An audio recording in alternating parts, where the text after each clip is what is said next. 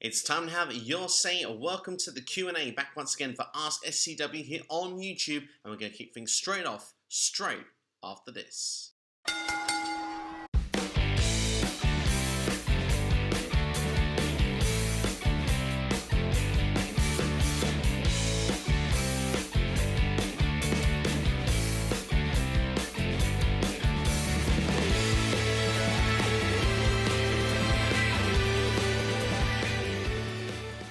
So I'm back once again answering your questions in the wrestling community. Many topics once again today. WWE, NXT, AEW and much more coming up. Let's not waste any time, kicking straight off with the first questions this week coming from Mike, Italian Habs Mike, and he asks, with rumours of NXT wanting to bring Samoa Joe back, how would you book a potential Samoa Joe versus Karrion Kross feud?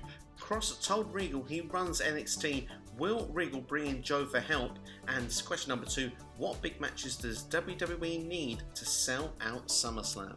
Well, first off, the big rumour coming out the last couple of days, and I couldn't believe it, Samoa Joe's been spotted at the Performance Center. Could he be heading back to WWE, and more importantly, would he be going to the NXT brand? That's what seems to be heavily speculated in the last couple of days in the wrestling community, according to multiple dirt sheets. Now, for me, the heart wants him to go to Impact Wrestling. A part of head thought that Samoa Joe was going to be going to AEW, but the idea that he could be going back to NXT, well, I mean, let's be honest here, I just want to see Samoa Joe back in a wrestling capacity, back on my screen. If he is good to go, I don't want to see his talents wasted, and of course, he wants to go to NXT. I mean, there will be some fantastic matches waiting for him, and one that you suggested would be Karrion Kross. And of course, you've kind of summed the story up perfectly there, because Karrion Kross did say that NXT, doesn't have any authority. It's not been run well for a while, or the inmates kind of run the asylum, and Kross believes he's the one that is in control of everything that goes on. So of course, if Karrion Kross was to retain the championship,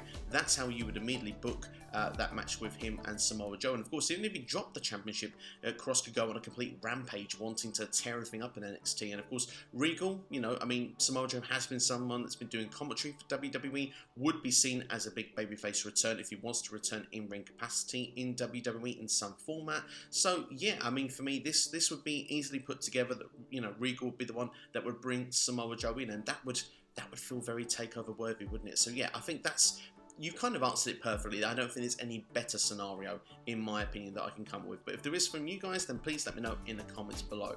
How do you send out SummerSlam, or to the tickets that will be available? I think the big rumoured match with Roman Reigns and John Cena would be enough. That is the headline itself, because, big match John comes in going for that 17th world title. Roman Reigns now is on a completely different level. If they were to put this match together, that would get bums on seats. And looking on Twitter and other places like that, it looks like that most people would be excited for an idea of that match taking place as the main event of SummerSlam. If you want to have some insurance policies, of course bringing Brock Lesnar back would make a lot of sense. Him versus Bobby Lashley would be something I personally would love to see. There has been rumours as well previously of people like Cardi B coming in as the special host for the show, and of course when we see like celebrity star power like Bad Bunny come in for WrestleMania, that certainly didn't do any harm whatsoever. So things like that I think would be very helpful. And I think one last touch, I mean, I've seen a lot of people say they want to see Edge versus Seth Rollins at SummerSlam. I really want to see that match as well, but a part of me hopes that Daniel Bryan will come back to WWE, because I'd like to see Daniel Bryan and Edge finish off the storyline that they had. If you had those as your big 3 matches, I'm pretty sure that whatever tickets would be available, I'm pretty sure that WWE would sell them out, because as much as there is still a little bit, for me anyway, I still feel a little bit of caution when I hear that with this quickness of full stadium capacities and stuff like that after the year or so we've had, but it looks like we are getting to the other side, and that's very nice to see. Watching Double or Nothing, of course, just recently, and seeing how packed it was, and seeing that environment, that atmosphere once again, WrestleMania as well, it shows you how much wrestling has missed that most important ingredient, which is the fan base. And we watching at home definitely shouldn't take it for granted, and certainly the wrestling companies themselves shouldn't take it for granted. With WWE getting the opportunity now to finally have the full fan base in, to really have this big sort of show at SummerSlam, I imagine that they're going to go all out. And if rumours are to be believed, they are going to make SummerSlam this year's form of WrestleMania. So I think WWE will do all the stops needed to try and make this, a full house of what they can have in capacity. So I expect those sort of matches definitely would help. Dylan catching on with our next questions now. Roman Reigns versus Rey Mysterio at Hell in a Cell. And since NXT might be interested in bringing back Samoa Joe, who would you like to see him face? two really good questions there, and just very quickly, yeah, it's been confirmed. Roman Reigns versus Rey Mysterio is going to take place at Hell in a Cell, inside Hell in a Cell, for the Universal Championship. That's what I've seen online breaking on WWE's Twitter page last night, and I'll be going more into that into the next question. But let's keep things very based on Samoa Joe here. Yeah, I mean, we mentioned in the last question, Karrion Kross would be one I'd love to see. Pretty much everyone on the NXT roster would be amazing to watch. I mean, Adam Cole, you've mentioned Kyle O'Reilly, Pete Dunne. There's so many matches out there, and let's look at even NXT UK. Volta would be another dream match as well. So there's certainly a lot of people I would like to see Samoa Joe face, and yeah, we'd very much like to know who you would like to see him face in the comments below. Michael, next then with our next questions. What's your honest opinions on the Roman Reigns versus Rey Mysterio feud? Who is the better wrestler in terms of character, storytelling and matches, Roman Reigns or Kenny Omega? And who do you have winning the Fatal 5-Way at TakeOver? Well, let's start with TakeOver very quickly, because the full predictions are available on the channel for you right now if you haven't seen them already, but I will give you the main event as you've asked it, especially here on the channel. If Karrion Kross is going to the main roster, then that means he would need to drop the championship. It would be a good way to protect him in a Fatal 5-Way, because he doesn't need to be pinned to lose the championship. So I would say the one that would make most sense in that case, if that was to happen, would be Adam Cole, because he snuck in the back door to get this opportunity and for him to then win the championship and then go off into the sunset, and of course then Karrion Kross can go off to Raw or SmackDown. But if Karrion Kross is staying in NXT, then there's no other way Karrion Kross will retain the NXT Championship.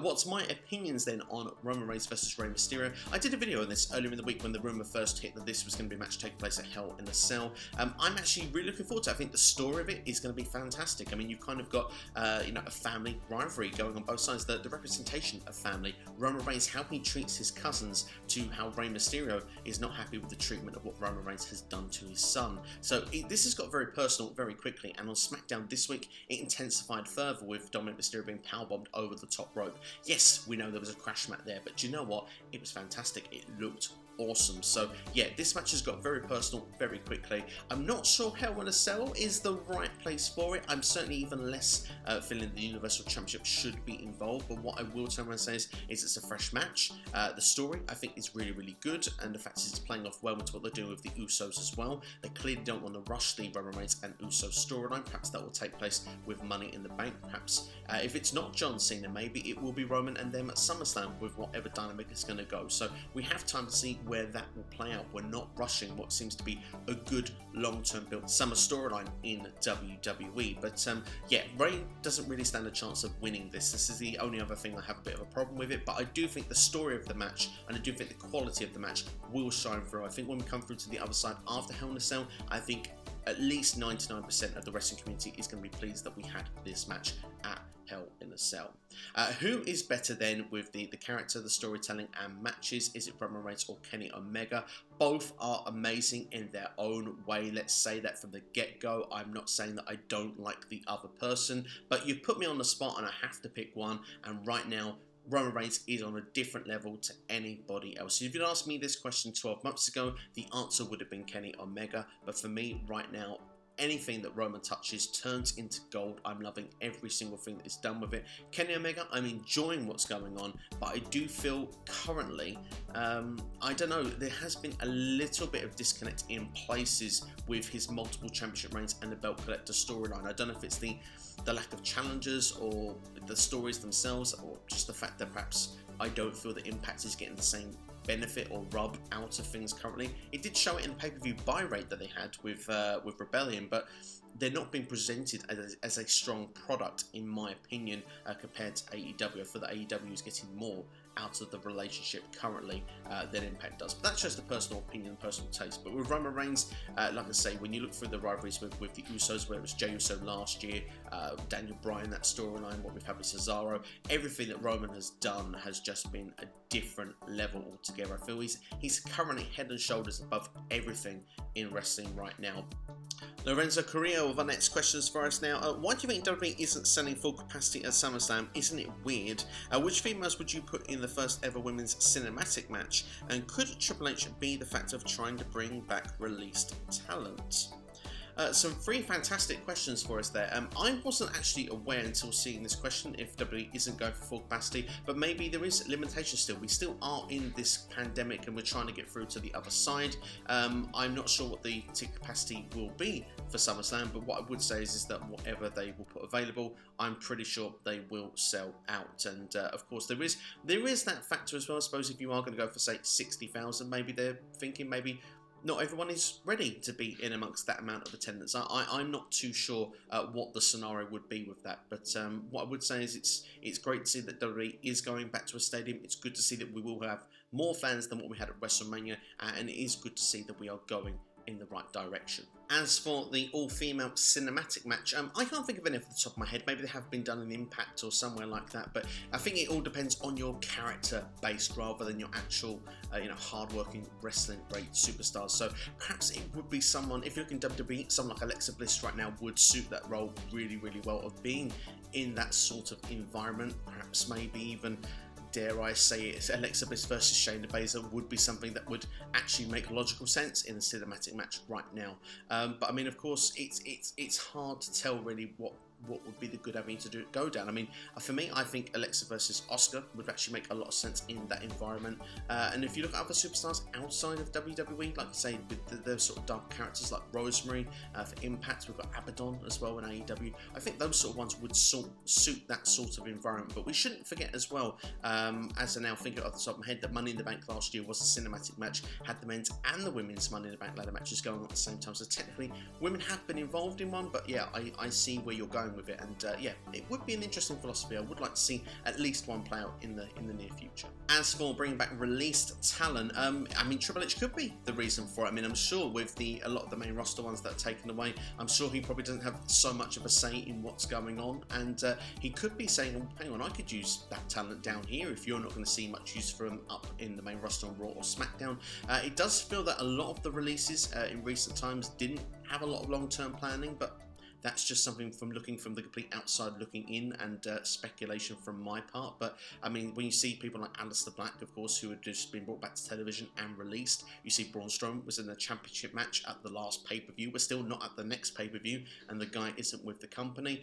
Yeah, you start to ask question marks of, why would they release those people and then look to bring people back? And Triple H could be a reason for that, or it could be a simple thing of it being not long-term thinking, and also the idea of going, well, hang on, now I have an idea, maybe we can get them back. And carrying on from that question to Austin Whitley's question now this week, how do you feel about the reports WWE possibly bringing back released talent? Peer pressure by fans? Well, that could be another part of it. I mean, if there's actual backlash from fans as well, and WWE goes, well, hang on, perhaps people see something in these talents, and maybe we should look to try and bring one or two of them back, because, I mean, it's supposed to be these budget cuts that's going on right now, but you can see that WWE is going through a very profitable time when you look at things with the Peacock deal that they've done with the network, and obviously the Fox deal, and, all the other deals that they've got currently going on. So, for me, is there a need to release these talents? I personally didn't think so as much, especially when I saw that some did have what I felt would be a pivotal part to play in WWE. So perhaps fans are something to do with it. Maybe Triple H sees something, or maybe it's just the lack of not wanting to go to other competition. Of course, they may not see other companies currently as competition, but if they keep letting people go, which could be what would be long-term top stars, people that could be game changers, they might regret it in time. So there was a time they were trying to stockpile talent, now they're more free on letting talent go. It's a very tricky one, it really, really is, but for me, it screams if people are let go and you want to bring them back, regardless of the reasons, it does feel that there's a real lack of organisation. Noob and Co of our next questions now. Do you agree with Triple H on the NXT roster being misused on the main roster? Will Rey versus Roman be an I Quit match inside Hell in a Cell? And who do you think will be Britt Baker's first feud as AEW Women's Champion? Three fantastic questions there for us, and with Triple H, I mean, I kind of did agree with the idea of talents being used on the main roster.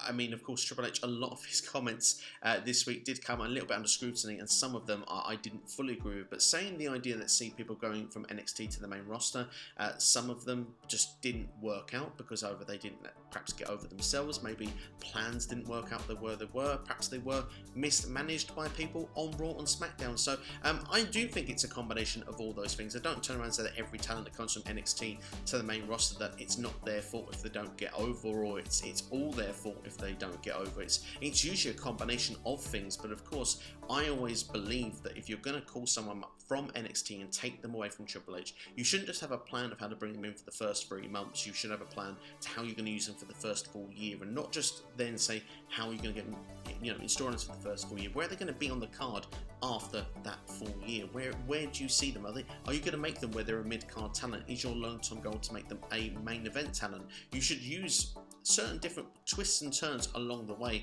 with that talent and have full planning involved. Of course, plans change usually, injuries do get in the way, of course there is a whole roster of talent, but there needs to be an idea of more longer term storytelling in WWE, in my opinion. I don't think I see that enough across the board. And where you can turn around and say, currently, like I said in previous questions, I'm loving what they're doing with Roman Reigns right now, head and shoulders above. I feel that there is some at least long-term story plans of what they've got in mind with Roman Reigns, and the day he eventually drops that championship, it's going to get someone else a hell of a rub, and they're really going to get over by getting that win over the Tribal Chief. But in the meantime, with NXT call-ups, we see many of them, it doesn't always work out, and like we say, yeah, creative, there can be a blame on some sides, but also a certain talent might suit better to an NXT style. I mean, NXT is arguably is the indie rebel compared to the main roster, which is the national global audience that will watch it. So certain things will appeal to a more hardcore demographic, but won't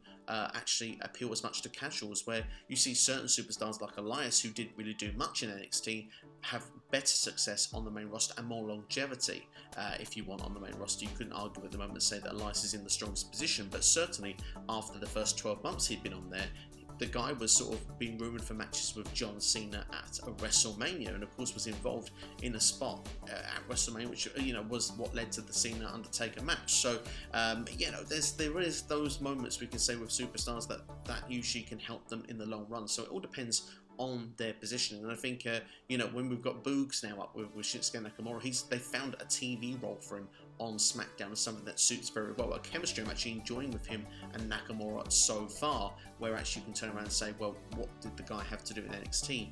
Nothing, apart from a couple of jobber appearances. So it all just depends on how talents are booked and how they are used. So yeah, it comes down to a bit of everything when you go with that.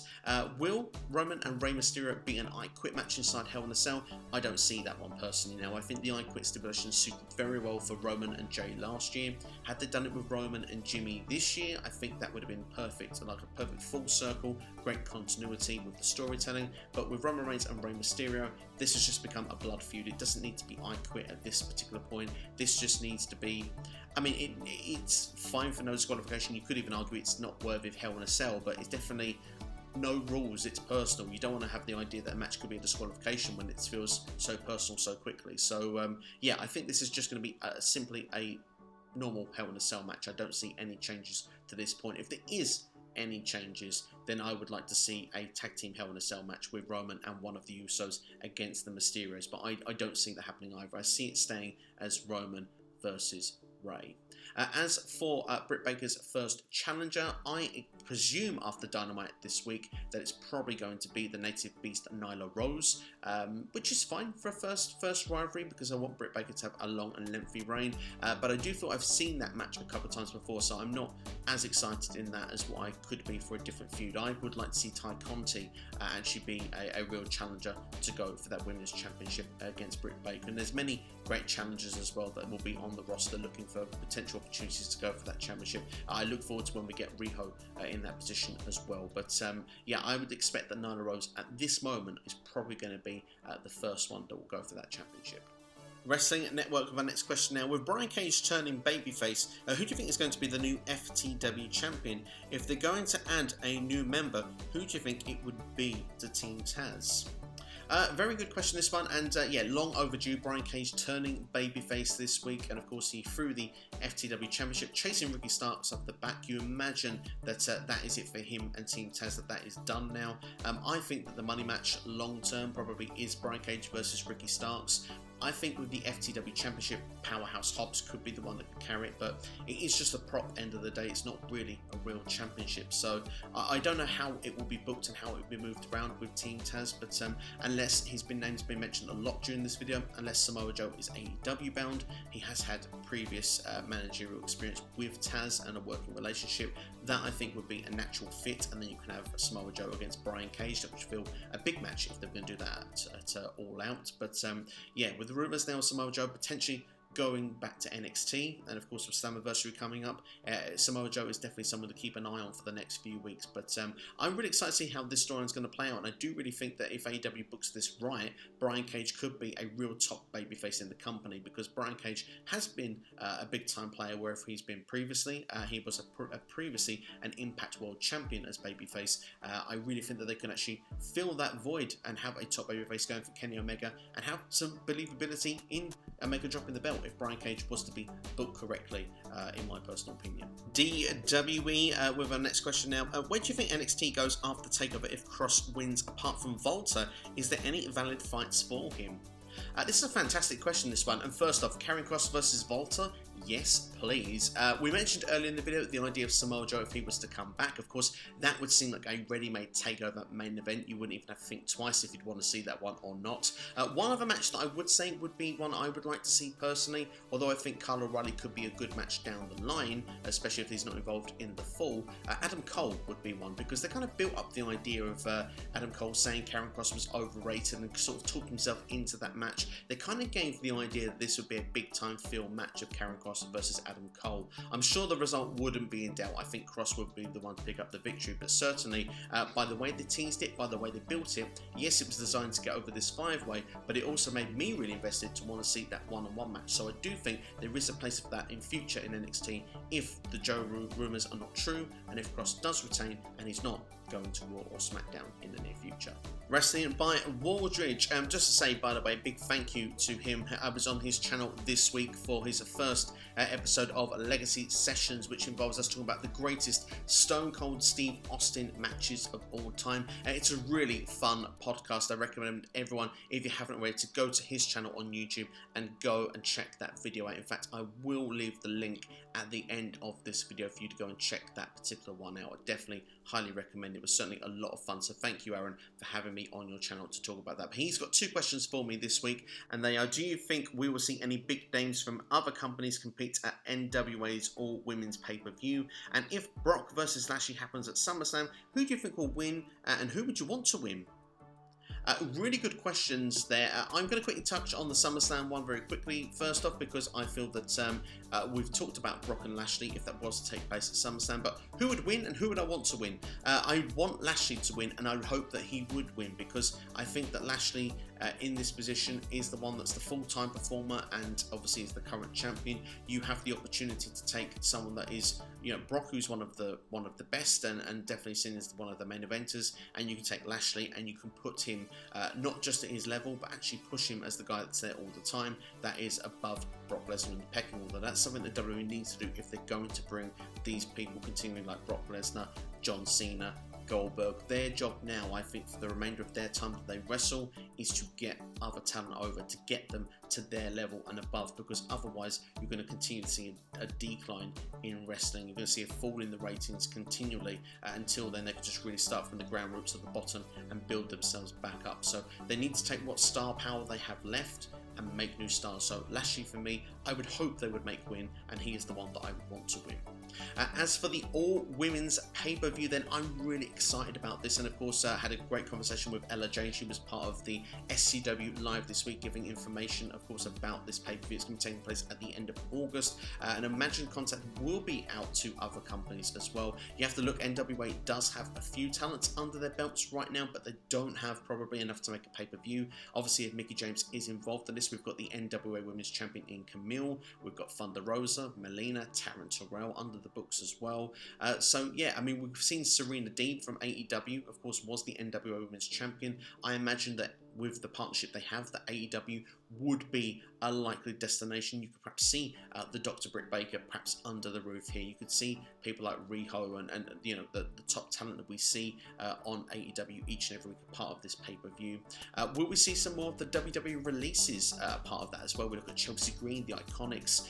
It probably would be too soon just for Ruby Riott, sadly, and Lana and Santana Garrett, but maybe, I don't know the situations in the contracts, maybe. With Santana Garrett, she didn't officially debut on SmackDown, maybe her contract isn't, you know, doesn't have that 90-day compete clause, so there is some of those as well. And if you were to look at Impact Wrestling, a full Knockouts division there as well. Ring of Honor also, I mean, Maria Kanellis Bennett is trying to do great things as well to push up women's wrestling also, so I wouldn't be surprised if there was some partnership there. NWA and Ring of Honor in particular were doing business together before the pandemic as well. Of course, Flip Gordon was taking on Nick Aldis in the main event of one of the NWA pay-per-views, so I can imagine a lot of talent being available for this, and of course, I mean, it depends how long of a show NWA wants to throw on. We may even see some talent that we've never seen before, so it would be a great place to try and make and build one or two new stars for NWA themselves. But either way, there's a real talent pool out there, and I'm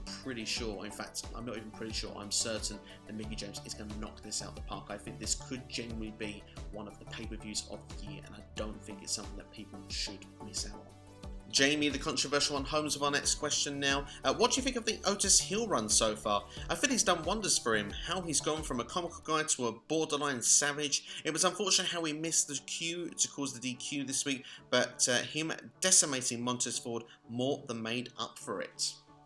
Yeah, it was a bit unfortunate the way that happened on SmackDown this week. It was a very WrestleMania 8, wasn't it? Papa Shango missing the cue there to break up the finish with Hulk Hogan and Sid Justice. But yeah, in very similar circumstances with Montez Ford and Chad Gable this week. Thankfully, not a WrestleMania main event, so shouldn't really do too much damage for Otis. But at the same time, what I would say is that, yeah, the beatdown more than made up for it. And of course, you can see this program with the Street Profits along with the Alpha Academy. Right now, they're looking to do one thing, and that is to get over Otis big time. Otis is seen as the star of this, and he is decimating everyone, and he has been doing for quite some time. So yeah, I think he's doing a good job of this heel run. I'm liking this serious character. I really didn't know how I would feel about an Otis heel run to begin with, but right now, the way they're presenting, the way they're doing things, I think they're doing a really good job of it. I got asked a very good question actually on Jonesy Chats Wrestling's SmackDown review this week, which I was on. I believe it was Silky that actually threw the question in, who does the NXT reviews on that channel, saying if he was presented, how WWE would have probably presented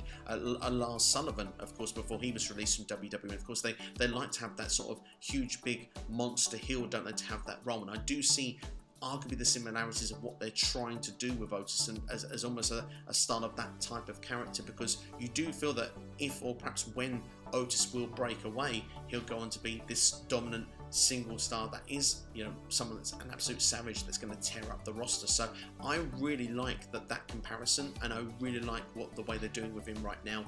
I would say that actually Chad Gable and Otis look like a serious threat to the tag team division should they actually go for those championships at any stage, and I would like to see them hold those tag team championships as well at some point further down the line. But of course, with the Mysterios currently just winning the belts, and we've got the Usos currently with the storyline as well, I'm not quite sure when that would be. No Otis though, they're doing a fantastic job of it at the moment. Let's hope they keep it up, and let's hope after that miscue on SmackDown this week that he doesn't get punished for that, because yeah, they're onto a really good thing. So when it's good, you know, don't change it, keep it going, in my opinion.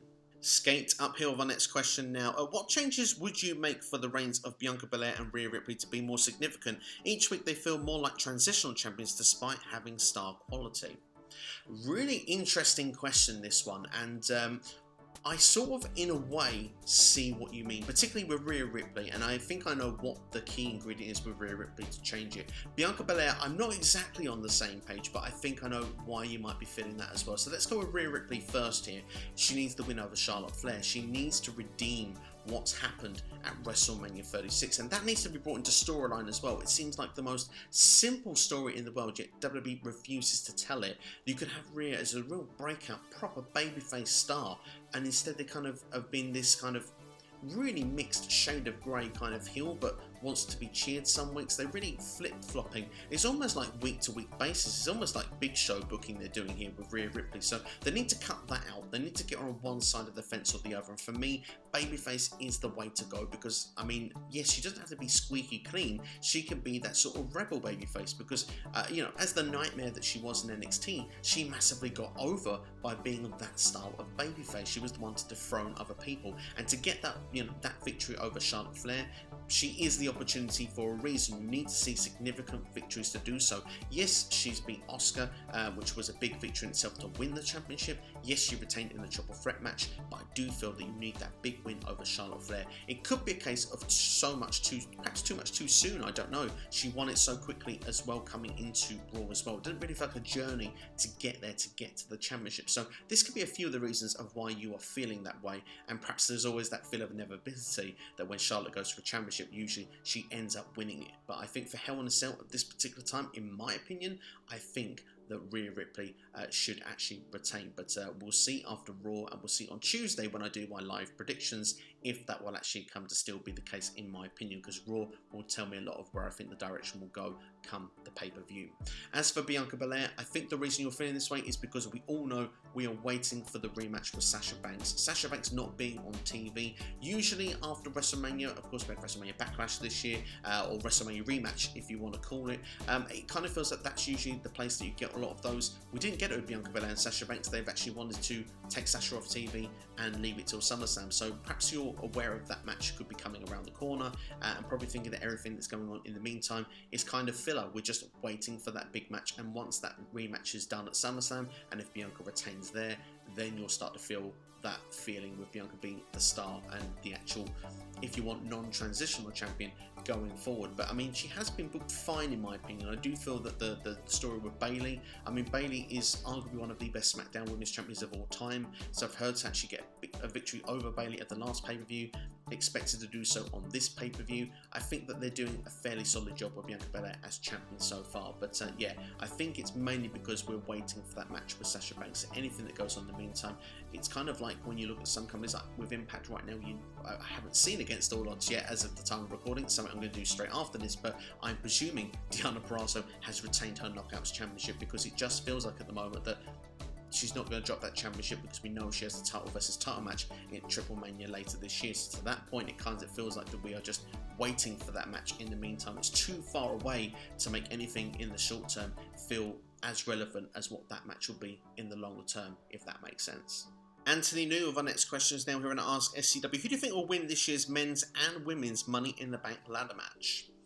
I mean, with the women's, it's anyone's guess. I mean, they've depleted half of that roster. They really need to try and build new stars for this on both sides, in my opinion. I think that usually is what makes the most sense, because you've got a lot of rising stars, and it's good for them to have the opportunity to win the briefcase and then cash in at a later date. I always said I want Kevin Owens to win the men's Money in the Bank ladder match, although I can see arguments for other people like Cesaro, Big E, for example. I think Cesaro would be a great shout, actually, for, you know, although usually it suits the heel when a babyface wins it. I think someone like Cesaro would be great.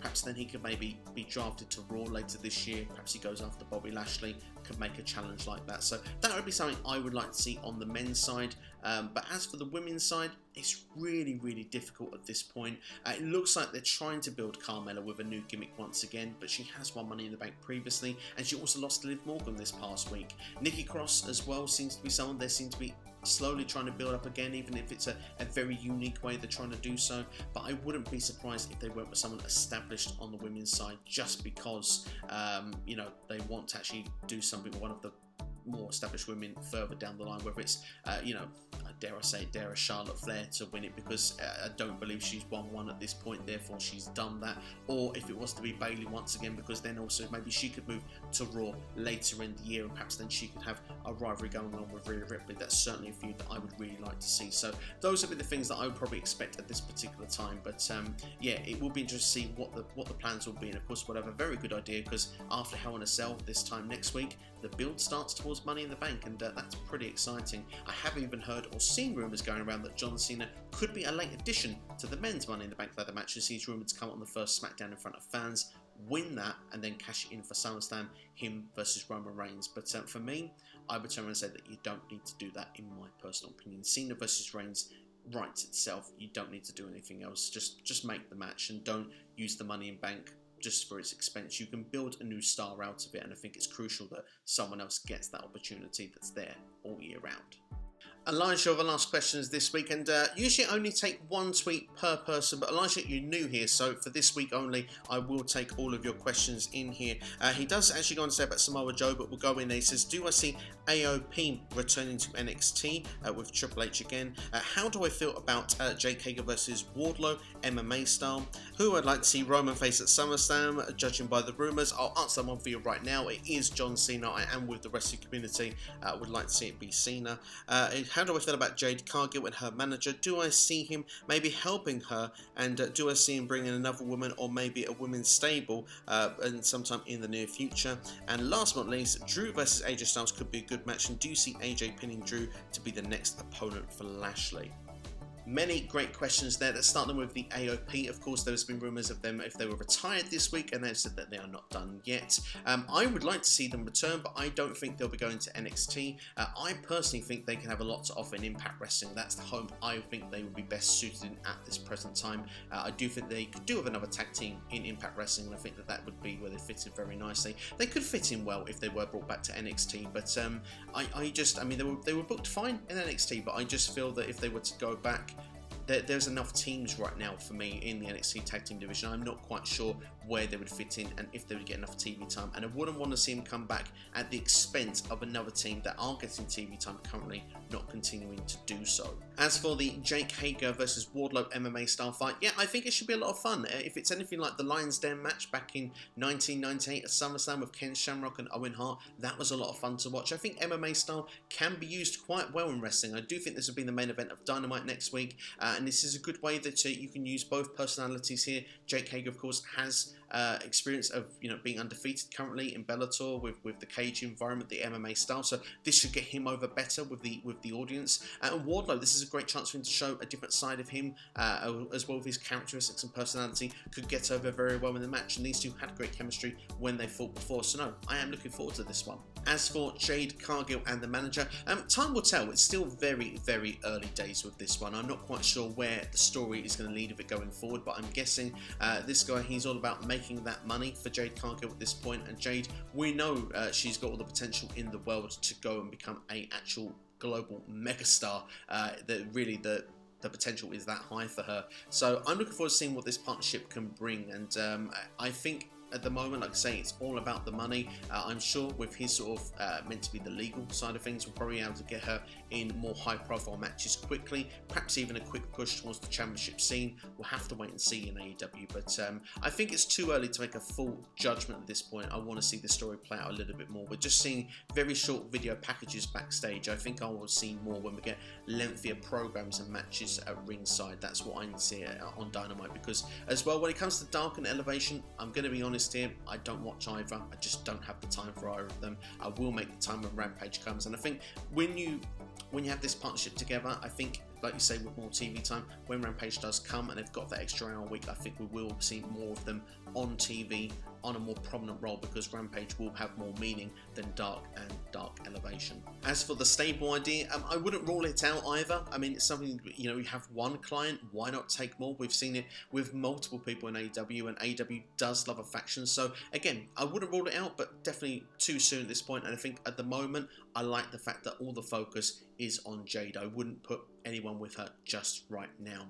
Last but not least then, it's Raw tomorrow. It's Drew McIntyre versus AJ Styles, a match I'm really looking forward to, because AJ is my favourite wrestler, and of course it puts him towards that main event scene, but I don't see him winning this match. I think Drew McIntyre needs the momentum going into the pay-per-view, so Drew McIntyre will pick up the victory in my opinion, and AJ is still a tag team champion, so I think that he'll continue with that tag team at least until SummerSlam. Probably then, if they did break it off with him and Omos afterwards, then you're going to get Omos over, and then AJ can go and insert himself back into a mid-card or a top-tier championship picture. But for the meantime, for now, I think Drew picks up the victory, but it should be a heck of a match.